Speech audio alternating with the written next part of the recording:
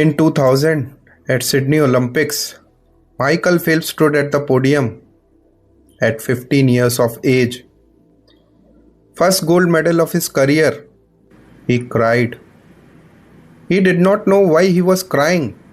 His coach, Bob Bowman, later said, "It was the most dangerous moment in any champion's career.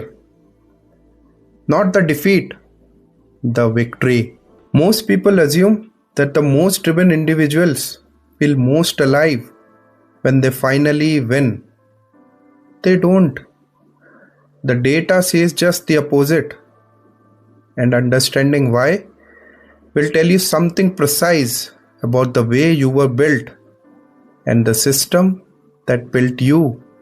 There's a specific feeling driven people rarely admit to. You work towards something for years.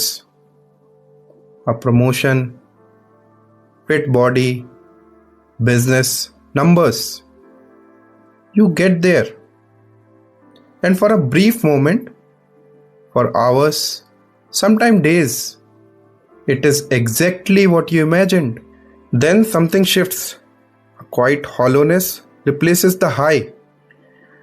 Not depression, not ingratitude, just silence where the fire used to be.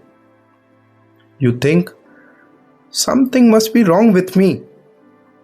It's not. This feeling has a name. Psychologists call this the Arrival Fallacy. Harvard professor Tal Ben-Sahar coined the term after studying high performers for decades. His finding was simple yet uncomfortable. We all believe that arriving at a destination will give us lasting satisfaction. It never does.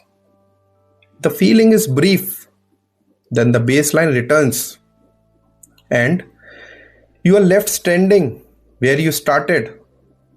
Only this time, you have less to chase. To understand why this happens, you need to understand how brain processes reward. Your brain is not a happiness machine. It's a prediction machine. The surge you get after achieving something is not the reward for arriving. It's the reward for anticipation of arriving. The moment uncertainty disappears, the moment goal is secured, dopamine drops. Not slightly, completely. Neuroscientists call this hedonic adaptation. Your brain adjusts to new normal within weeks. Your raise, your business, your promotions, your relationships, all of it becomes a background noise. So, what do you get?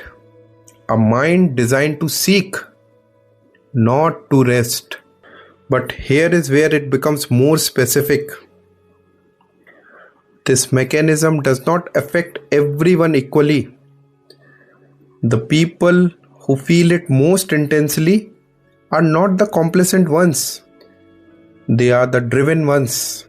The people who wanted it most deeply because they also examine it most deeply. And when the fire goes out, they notice not surface level emptiness, real emptiness. That begs a question. If this wasn't it, what was all of it for? In Japan, there's a documented phenomena called post-retirement syndrome.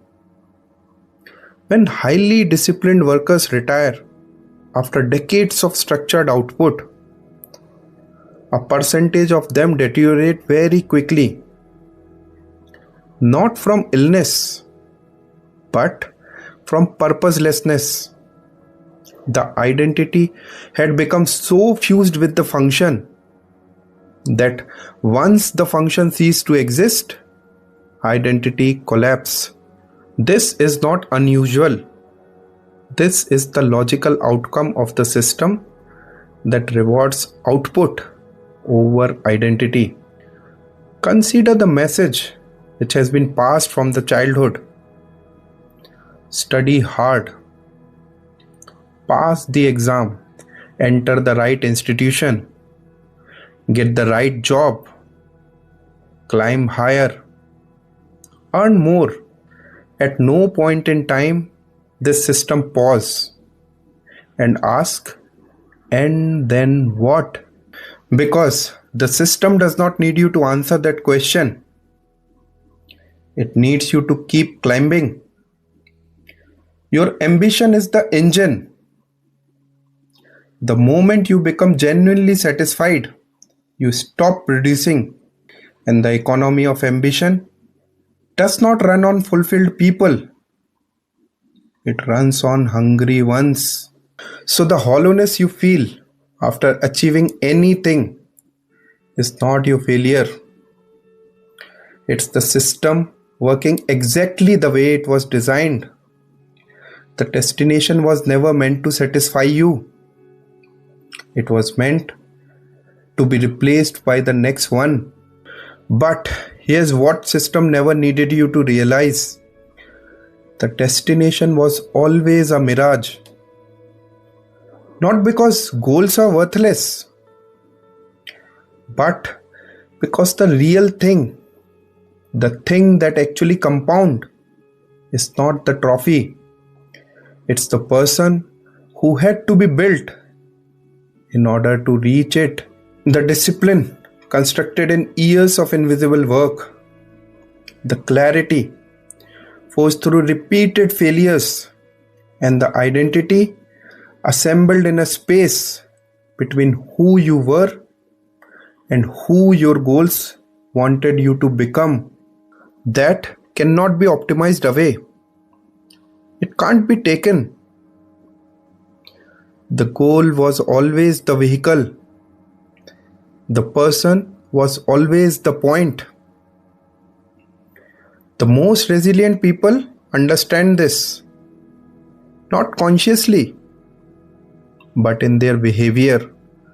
They do not chase the goals to arrive at them. They chase goals to become the kind of person who can carry the weight of what they have built. The arrival fallacy breaks the people who run towards the trophy, but it does not break the people who run towards becoming. Kobe Bryant won 5 championships. He was asked once, which ring was the most meaningful? His answer, none of them. The game was the point. The ring was only the evidence. The evidence that the game had been played at the highest level for the longest time with the least compromise. He was not chasing the hardware. He was protecting the identity of a man who refused to be less than what he was capable of. This is not arrival fallacy. This is the long work. The system will always offer you the new destination, a new milestone, a new ceiling, a new version of same old promise. But now you know that arriving will not be the same what you imagined. So the real question is no longer, how do I achieve more? The real question is this: who are you becoming in the process? And is that person someone you really want to be?